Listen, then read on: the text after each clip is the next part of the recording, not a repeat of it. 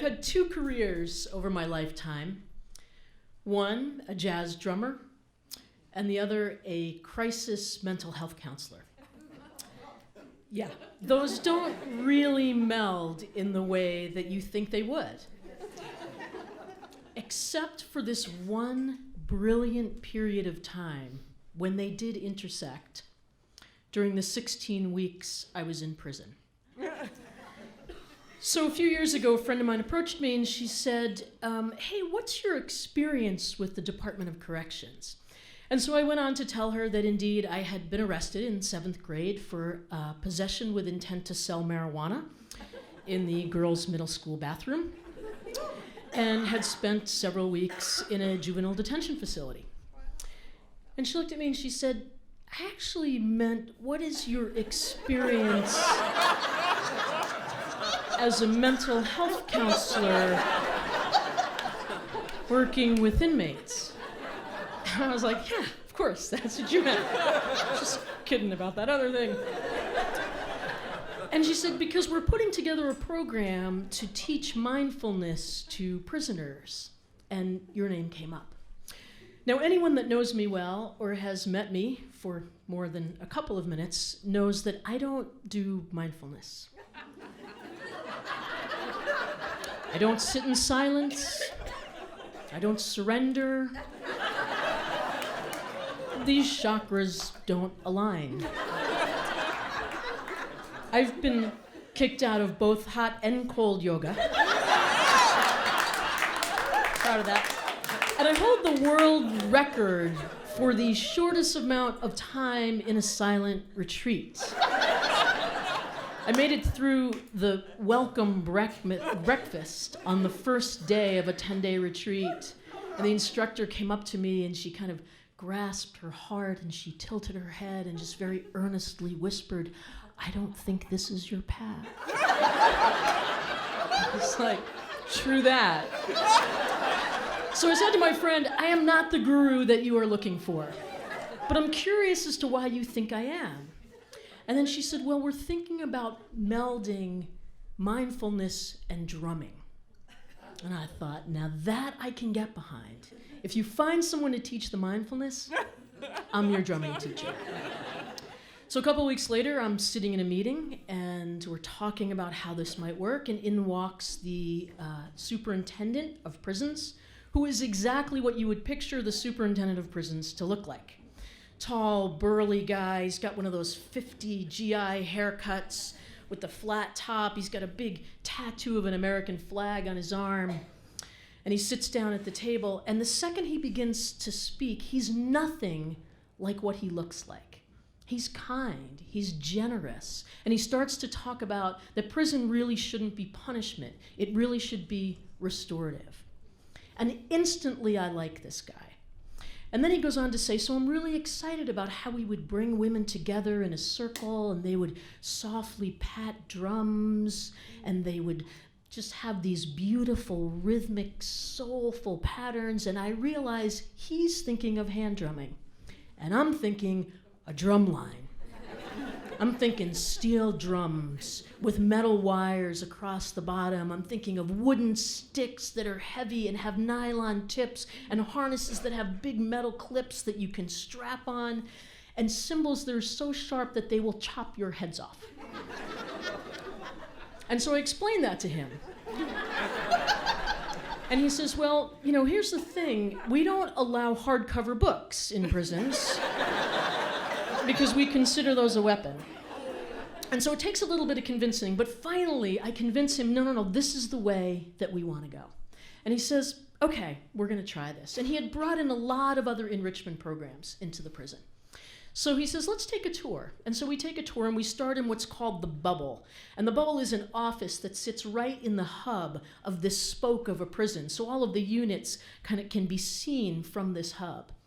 And as we're standing in the hub, he starts to explain, you know, I want this program to be open to all of the women, but I really want us to target the women who are struggling the most. And as he's talking, I'm watching the guards drag this woman down the hallway, kicking and screaming and biting and cursing. And as they're doing this and he's continuing to talk, and I'm thinking to myself, there goes my target population.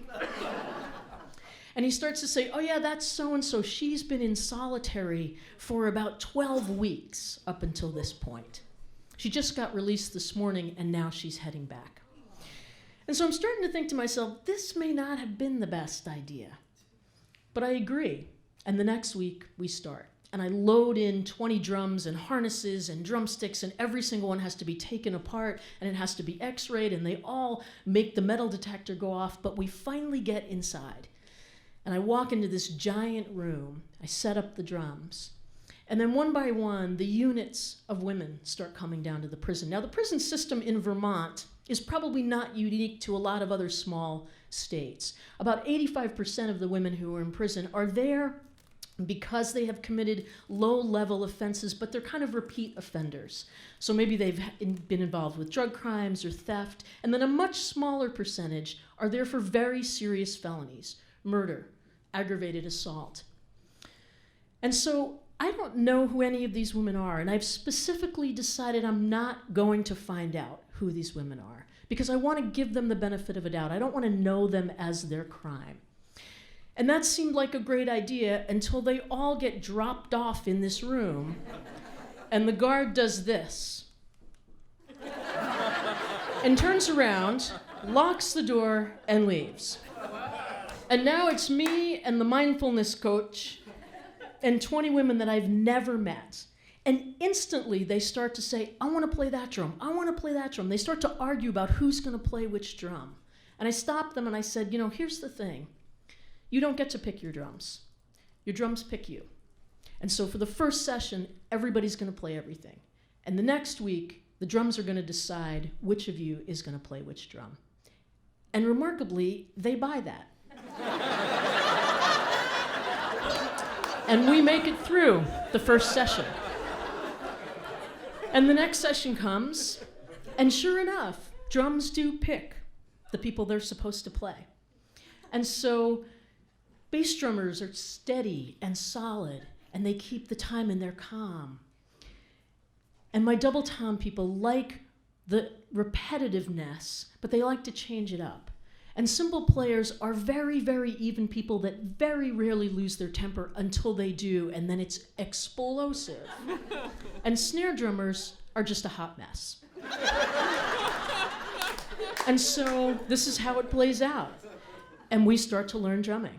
And the first thing I teach women is triplets, single stroke triplets. And I usually, when I teach this, I have a vocalization that goes along with it. One of the vocalizations that I use is Attica, Attica, Attica. I know that's a bad idea. So I change it to pineapple, pineapple, pineapple, pineapple. And we start to learn that. And the first week, women start to come together. And every week we do the same thing. We come in, we start with a mindfulness reading. We have a minute or so of silence, which is very, very difficult for me. We do about 40 minutes of drumming, and then we have a closing circle. This goes on for 15 weeks. And finally, the week before we're about to have our performance, this is a drum line. These women are incredible. They have come together. Any amount of fighting or disrespect that they had has gone away. I start to hear that my target population has not been in solitary confinement for the 15 weeks that she has been in this class. And as a matter of fact, she's been a leader in the community. And anytime someone is having difficulty, she'll go up to them and she'll just start to tap on a table out of rhythm until they calm down and they follow the rhythm. And so the night before our final class, I'm sitting at home and I start watching television, and I go down this kind of rabbit hole of watching bad Lifetime television for women. I just love this. I'm sort of addicted to it. It's horrible. But I love it. And so over the TV comes this show called Snapped. And there, the main character, my first chair drummer, is on this show. And it sends me down this Google rabbit hole, and I look up every single drummer on my line. And I figure out that the women that I have spent these 15 weeks with have done horrific kinds of crimes, to the point where I'm almost sick to my stomach. And I go in the next day, and it's hard for me to even look at the women. And we do our meditation, and we start to stand up and do the thing that we always do before we start to play. And we put our hands together in the middle. And we say, one band, one sound. And as we do that, the women just stop, and we stand there for a minute of silence, holding each other's hands. And I realized in that moment that I wasn't saving them by not knowing what they had done. I was saving myself. Compassion is so much easier when it's black and white, when it's us and them, and so much harder when you have to realize I'm not any different than any of these women, except for the privileges that I have had. We do the performance. It's amazing. These women crush it. The entire prison comes to visit. The superintendent is blown away. He says, that was incredible. Please come back. We leave, and I agree that I will come back, and I'll do this again. About a month later, I hear that the superintendent has been transferred, and that the whole prison system has kind of gone back to this system of punishment. And I bump into one of the correctional officers, and she says, did you hear what happened? And I said, yeah, the superintendent left. I said, what's going on inside? And she said, we were really ready for a riot, like we were preparing for a riot that never happened. She said there was just this one weird thing that went down.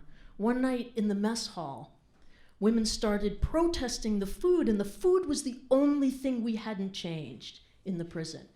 And there was this group of women that just stood up one night, and they started banging on the table, and they started shouting out, pineapple, pineapple.